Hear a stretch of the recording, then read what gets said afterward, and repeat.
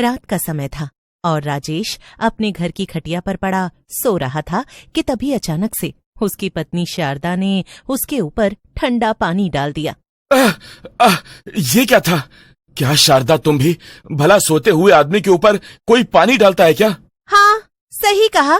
पानी नहीं डालना चाहिए, बल्कि मुझे तो तुम्हारी आरती उतारनी चाहिए, है ना? अरे भाग्यवान, अब क्या कर दिया मैंने? आज छुट्टी के दिन रात में थोड़ा जल्दी सो भी नहीं सकता क्या? ओहो, छुट्टी के दिन? अरे बोल तो ऐसे रहे हो जैसे बहुत बड़ी कंपनी में काम करते हो। एक तो दूसरों के खेतों में मजदूरी करते हो, ऊपर से इतने तेवर। अरे तो तुम भी तो दूसरों के घरों में बर्तन ही धोती हो, कौन सा कहीं किसी दुकान की मालकिन हो? देखो, बकवास बंद करो और जल्दी उठकर रात का खाना बनाओ। मैं बहुत थक गई हूँ। क्या मैं खाना बनाऊं, आदमी होकर?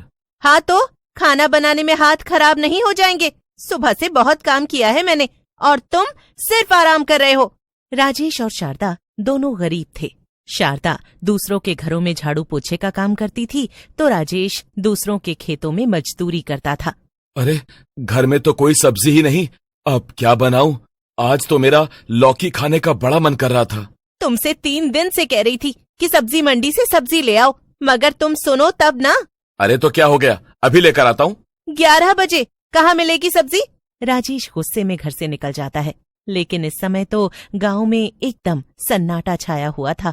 जब राजेश बाजार तक पहुंचा तो उसने देखा कि वहां एक भी दुकान खुली नहीं थी। ओह, मैं जोश जोश में निकल तो आया, मगर शारदा सही कह रही थी, इस समय तो एक भी दुकान नहीं खुली। मैं ही बेवकूफ हूँ, अब वापस घर जाकर चुपचाप खिचड़ी ही बना लूंगा। राजेश घर जाने के लिए मुड़ता है, लेकिन तभी उसे कुछ शोर सुनाई देता है। ऐसा लगता है जैसे कुछ दूरी पर लोग बातें कर रहे हैं। अरे ये क्या, ये आवाजें तो लोगों की लगती हैं। शायद आगे कहीं बाजार में कुछ दुकानें खुली हो। अब इतनी दूर आ ही गया हूँ तो थोड़ा आगे और चल लेता हूँ। राजेश आगे बढ़ जाता है। अब आधी रात होने वाली थी। चलते चलते वो बाजार के आखिरी छोर तक पहुंच जाता है। लोगों के बातें करने की फुसफुसाहट अब तेज हो गई थी, मगर लोग नजर नहीं आ रहे थे और साफ सुनाई भी नहीं दे रहा था कि लोग क्या बातें कर रहे हैं। आवाज तो इतनी तेज है, मगर कोई नजर क्यों नहीं आ रहा? बाजार भी खत्म हो गया। राजेश के सामने अब जंगल का रास्ता था। वहां लंबे लंबे घने पेड़ थे। अचानक से राजेश को ऐसा लगता है जैसे पेड़ों के पीछे कोई खड़ा हो। पेड़ों के पीछे से एक आदमी बाहर निकलता है। उसके हाथों में सब्जियों का थैला था। तुम कौन और जंगल की तरफ से कैसे आए? मुझे तो लगा कोई भूत प्रेत होगा, डर गया था मैं। भूत प्रेत ही तो हूँ। वाह वाह, बड़ा अच्छा मजाक किया। वैसे ये बताओ, ये हरी भरी लाल लाल सब्जियां तुम कहां से लाए?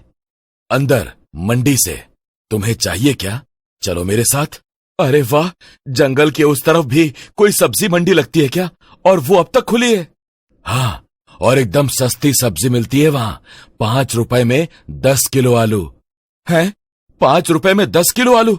वाह भाई वाह, चलो चलो, फिर तो यहां जाना बनता है। शारदा भी सस्ती सब्जी देखकर एकदम खुश हो जाएगी। इतना कहकर आदमी जंगल के अंदर जाने लगता है। राजेश भी बिना सोचे समझे उसका पीछा करने लगता है, लेकिन जैसे जैसे वो जंगल के अंदर जाता है उसे कुछ अजीब लगता है। अरे ये आदमी तो जंगल के बीचों बीच जा रहा है। भला जंगल के इतने अंदर सब्जी मंडी कैसे? ओ भाई सुनो, क्या हम सही रास्ते पर हैं?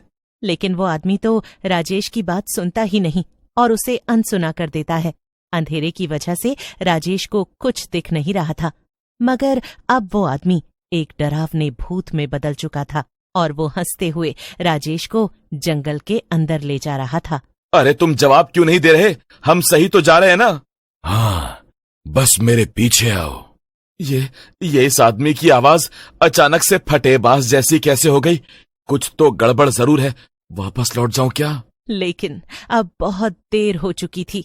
राजेश आदमी के पीछे चलते चलते एक सब्जी मंडी तक आ गया था। भूत बिना पीछे मुड़े राजेश से कहता है, आ गए हम सब्जी मंडी। हैं? आ गए? यानी सचमुच सब्जी मंडी है? और लेकिन तभी अचानक से राजेश के आगे वो आदमी गायब हो गया। ये देखकर राजेश के होश उड़ गए। राजेश आगे बढ़ा और उसने मंडी में चारों तरफ नजर घुमाई। उसकी सांस जैसे वहीं अटक गई। उसके सामने सच में एक सब्जी मंडी थी। हवा में अजीब सी बदबू फैली हुई थी। ये कैसी मंडी है भूत चुड़ैलों की? यहाँ से तो खिसक लेना चाहिए, इससे पहले मैं खुद ही सब्जी बन जाऊं। राजेश वापस जाने के लिए मुड़ता ही है कि तभी उसके पीछे वही भूत आ जाता है जो उसे यहाँ तक लेकर आया था। कहाँ भाग रहा है? अरे भाई, यही तो है हमारी खास मंडी। यहाँ सब कुछ मिलता है, सस्ता और बढ़िया। चल फिर सब्जी खरीद ले जरा। हिम्मत करके राजेश उठा और उसने एक दुकान की तरफ कदम बढ़ाया। ये टमाटर कितने के हैं? तुम्हारे लिए बस 5 रुपए में 10 किलो। वाह, इतना सस्ता। जैसे ही उसने एक टमाटर उठाया, उसका हाथ कांप गया। टमाटर अचानक से एक इंसान के दिल जैसा धड़कने लगा। राजेश ने घबराकर टमाटर वापस रख दिया। राजेश डर के मारे पीछे हट गया। अब उसकी नजर दूसरी दुकान पर गई। ये सब्जियां नहीं है। अब समझा, ये है हमारी सब्जी मंडी। यहाँ सब्जियां नहीं, इंसान बिकते हैं। मतलब? जो यहाँ आता है वही सब्जी बन जाता है। नहीं, मुझे जाने दो। वो मुड़कर भागने ही वाला था कि तभी अचानक सारे भूत उसकी तरफ बढ़ने लगे। तभी उसके सामने एक लंबी सी चुड़ैल आकर खड़ी हो गई। कहाँ भाग रहा है? तुझे पकड़कर तो मैं अपनी दुकान पर बेचूंगी। आज तो बड़ा ताजा माल मिला है। छोड़ दो मुझे घर जाना है। बचाओ बचाओ। घर? अब तेरा घर यही है। सुनो सब, इसका दिल निकालकर बैंगन बनाऊंगी, खूब बिकेगा। राजेश जोर जोर से चिल्लाने लगा, लेकिन तभी पीछे से एक आवाज आई, राजेश! सभी भूत अचानक शांत हो गए। ये आवाज किसी और की नहीं बल्कि शारदा की थी।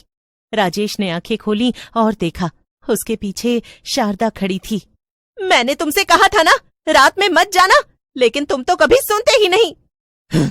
ये औरत यहाँ कैसे आई? शारदा ने अपनी साड़ी के पल्लू से कुछ निकाला। वो एक छोटा सा ताबीज था। मैं तुम्हें ढूंढने बाजार तक आई राजेश, और जब तुम नहीं मिले तो मुझे शक हुआ। आगे जाने पर मुझे आवाजें सुनाई दी।